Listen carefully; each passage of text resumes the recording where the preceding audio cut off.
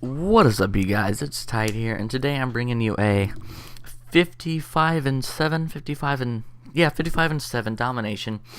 With the MP5. This is right after I hit 9th prestige on my CM Tide account before I got banned.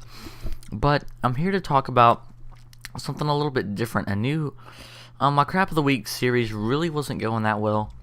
I mean, I love doing it. Don't get me wrong. I just wouldn't get any feedback. Of course, you guys, I do realize that some of the guns, were really bad, trying hard to use, but I never really got any, just good video responses. So I'm gonna try this a little bit different, just another way to get my subscribers involved with my channel more. And I hope you guys are gonna enjoy this because you don't have to have a YouTube channel. All this will require you to do is to have a Skype.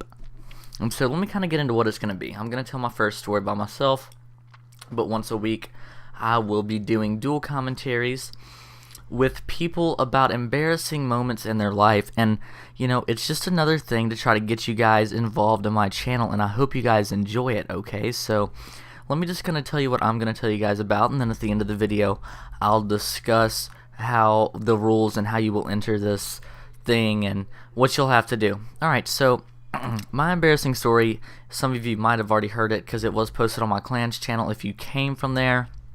It's about my Playboy story. So in 8th grade, I was caught selling Playboys with a couple of my friends.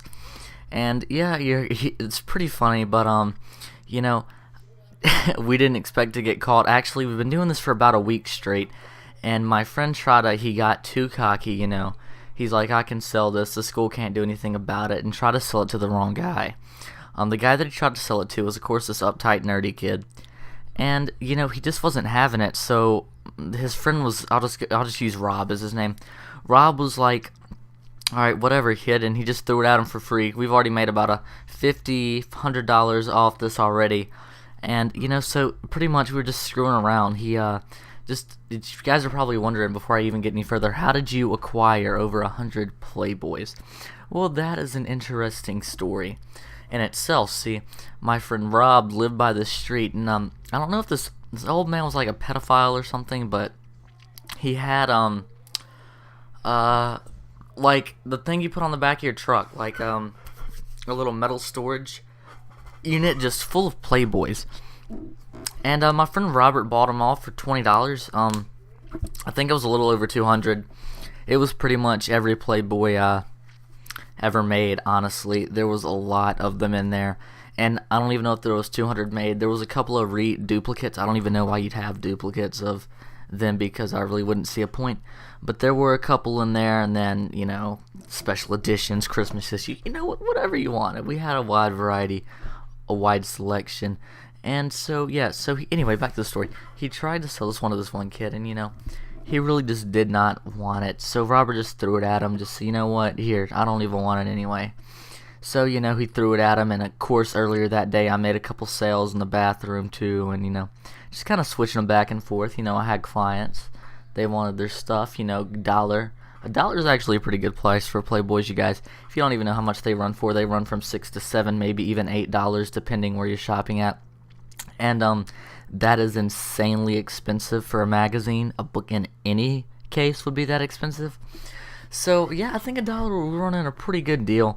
And so let me just tell you how it all went down. So I was sitting in math class, 5th period. I had 7 periods at the time. I was in junior high. And I get a call into the office. This is my 8th grade year, which is the worst year I've ever had out of any school. I was in ISI. I think I was in ISI like 15 times that year. In school, a suspension, same thing, 15 times, 15 times. I was in there a lot. And just for stupid stuff, nothing really major besides this. And we actually had a rule re-put in the book about it, because we went to the principal's office. He calls me out of class. I didn't know what it was about, and then I looked in the room, and Robert and John was who else we were dealing with, and they just had this look of like, oh man, we're caught on their face. And so I was like, oh man, we're screwed. And we get there, and we're talking, we're calling our parents. We rat some people out, not intentionally. Well, some were intentional, but some other people that helped us in our process. And I don't know, in the end there was about 10 of us in there. And basically, we were all screwed. We thought we were gonna get expelled because prior to this, there was a rule in our rule book stating that it will be like OSS or something if you do, in fact, have caught on this with school property. However, it didn't say anything about selling, distributing, or having massive amounts. They confiscated money. They had a lot of evidence, pushing towards it was us. I mean, we had no way to fight it. And so yeah, they basically just took our stuff and they said we had 7 days in ISI, which is a week and 2 days, which is completely insane. It was the last 9 weeks at school, and I mean it was like literally the week before, or not even, maybe a month before we got out of school. So everybody was itching to leave out anyway, and it was really gay to just sit in that room every day, in one little room and a desk writing out of a book of definitions was slightly boring for 8 hours of your whole, that's a lot of time. That's 40 hours a week you're spending in a room writing out of a book. So it got to you pretty good, But in the room, there was, of course, some funny moments in it where they would find kids with them, spare ones, trying to take one out of the principal's office. This one kid was in the bathroom, doing his business, whatever you would. I don't even know why you'd want to do that in a school bathroom.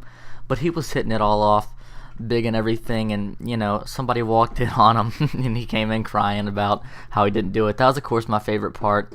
But, yeah, in the end, we all got out. It was all good. Just an embarrassing moment is when I, sold and bought and distributed Playboys in my life. It's an interesting thing that I'll always tell people as I meet them along the way, something funny about me.